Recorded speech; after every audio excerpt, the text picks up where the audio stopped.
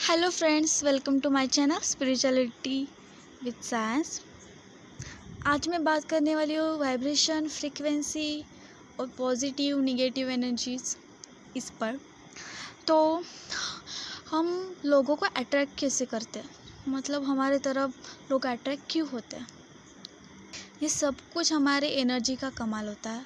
Positive जितना आप सोचोगे, जितना हाई वाइब्रेशन में रहोगे, हमारे तरफ लोग अट्रैक्ट होंगे। लेकिन जब हम निगेटिव एनर्जी से ऑपरेट करेंगे, लो वाइब्रेशन में रहेंगे, तो हमारे जितने लोग हमारे पास थे सब कुछ दूर हो जाएंगे। जैसे लव रिलेशन इसमें भी होता है, और हमारे बिजनेस रिलेशनशिप, सब कुछ प्रोफेशनल पर्सनल दोनों रिलेशनशिप्स हो, सब जगह पर ये वाइब्रेशंस, फ्रीक्वेंसी सब कुछ मैटर करती है।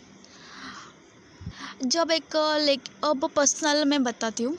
जैसे हम एक दूसरे को देखते हैं, एक लड़का लड़की एक दूसरे को जब देखते हैं, तो वो सब कुछ वाइब्रेशन का खेल होता है। एक दूसरे की वाइब्रेशन मैच होती है, इस वजह से दोनों एक दूसरे की तरफ अट्रैक्ट होते हैं। हम एक दूसरे को बात ना करें फर्स्ट टाइम पे, लेकिन जो वाइब्रेशन होते हैं ना, वो सब कुछ खींच जाती है। इसको हम लव समझ लेते हैं। सब कुछ ये अट्रैक्शन का कमाल है। जो हम वाइब्रेशंस अट्रैक्ट करते हैं उसका वो लव कुछ को नहीं होता। 6 मंथ तक वो हम सच्चा लव या कुछ नहीं समझना चाहिए, सब कुछ वो फेक है। सब कुछ वाइब्रेशन का कमाल होता है। जब हमारी वाइब्रेशंस एक की तो कम हो जाएगी ना, तो दूसरों का अनबैलेंस रिलेशनशिप में सब कुछ हो जाता है, और इसलिए हमारा ब्रेकअप होता है और झगड़े होते हैं। सब कुछ उसी वजह से होता है। और हमें लगता है कि ये सब कुछ लव का कमाल है, कि हमारे बीच में एक प्यार कम हो चुका है, अंडरस्टैंडिंग नहीं है। हाँ, अंडरस्टैंडिंग मतलब आपका रेगुलर लाइफ सब कुछ अलग होगी, लेकिन आप जितने वाइब्रेशंस में, हाई वाइब्रेशंस में रहोगे, तो कितने भी आप दोनों के बीच में डिफरेंसेस हो, रहने की, खाने पीने की, सब कुछ, लेकिन फिर भी आपके दोनों के बीच में वो हाई वाइब्रेशंस के बीच वजह से दोनों एक साथ रहेंगे। लेकिन जब वाइब्रेशंस लो हो जाएगी तो एक साथ नहीं रह पाओगे। और हमें कोई एक बंदा बंदी छोड़ के क्यों जाते हैं? क्योंकि हम खुद लो वाइब्रेशन से वर्क करते हैं। जब हम लो हो जाएंगे तो कोई हमारे साथ क्यों रहना चाहेगा? वो लो वाइब्रेशन फील करता है। जब वैसी वाली फीलिंग, वैसी वाली एनर्जी फील होगी, तो कोई नहीं रहने वाला जो खुद हाई वाइब्रेशन में वर्क करता हो। तो इस वजह से इतना ही करना है कि खुद पर ध्यान दो, खुद की एनर्जी बढ़ाओ, तो सामने वाले लोग भी आपकी तरफ अट्रैक्ट हो जाएंगे। आप लो वाइब्रेशन में वर्क करोगे तो कोई नहीं आपके पास आने वाला, सब कुछ लोग चले जाएंगे। और हाँ, हाई वाइब्रेशन में रहने के लिए वैसे खाना खाना चाहिए, एक्सरसाइज करनी चाहिए। इस वजह से हम हाई वाइब्रेशंस में रहते हैं। और उसके लिए क्या क्या करना चाहिए, इस पर मैं बताऊँगी। काउंसलिंग भी करती हूँ, उसकी गाइडेंस भी आपको दूँगी।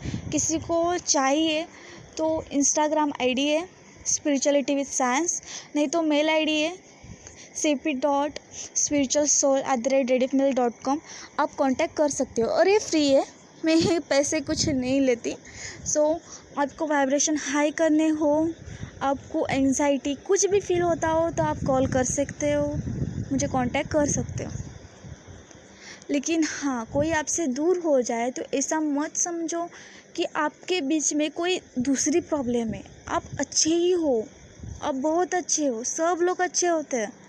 सिर्फ हमारी एनर्जी जो वाइब्रेशन होती है लो हाई होती रहती है, उसको हमें बैलेंस करना आना चाहिए, हाई वाइब्रेशन में रहना आना चाहिए, पॉजिटिव सोचना आना चाहिए। इसके लिए हमें वर्क करना पड़ता है। जैसे पेट के लिए खाना ज़रूरी है ना, हमारे शरीर के लिए, जैसे इसी तरह हाई वाइब्रेशन में रहने के लिए भी मेडिटेशन, ये सब कुछ ज़रूरी है।